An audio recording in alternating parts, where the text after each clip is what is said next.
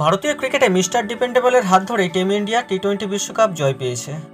বিশ্বজয়ের পরেই বোর্ডের সঙ্গে তার চুক্তি শেষ হয়ে গিয়েছিল।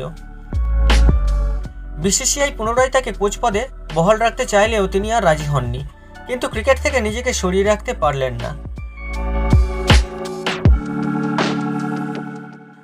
রাহুল দ্রাবিড়ের মতো একজন বিশ্বজয়ী দলের কোচকে নিতে মরিয়া একাধিক আইপিএল ফ্র্যাঞ্চাইজি।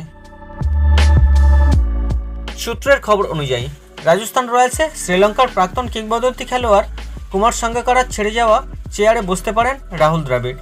শ্রীলঙ্কার প্রাক্তন অধিনায়ক এবার বদলাতে চলেছেন তার ঠিকানা।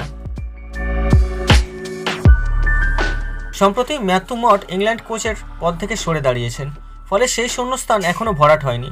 ইংল্যান্ড এবং ওয়েলস ক্রিকেট বোর্ড সাঙ্গাকারাকে ইংল্যান্ডের সাদা বলের কোচ হিসাবে চাইছে। সেই জায়গাতে সাঙ্গাকারা যাবেন বলে সূত্রের খবর, অর্থাৎ সাদা বলের ক্রিকেটে ইংল্যান্ডের কোচ হতে চলেছেন সাঙ্গাকারা।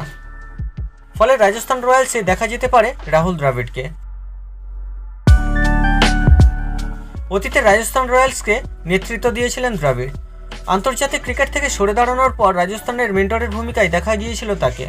2015 সালে রাজস্থান তৃতীয় স্থানে আইপিএল শেষ করেছিল। তার পেছনে ছিল রাহুল দ্রাবিড়ের বড় ভূমিকা। এবার ফের রাজস্থান রয়্যালস দলে ফিরতে চলেছেন তিনি, তবে এবার কোচের ভূমিকায়। তাহলে বন্ধুরা, রাজস্থান কি রাহুল দ্রাবিড়ের অধীনে দ্বিতীয়বার শিরোপা জয় পাবে? কমেন্ট করে জানিয়ে দিতে পারেন আমাকে।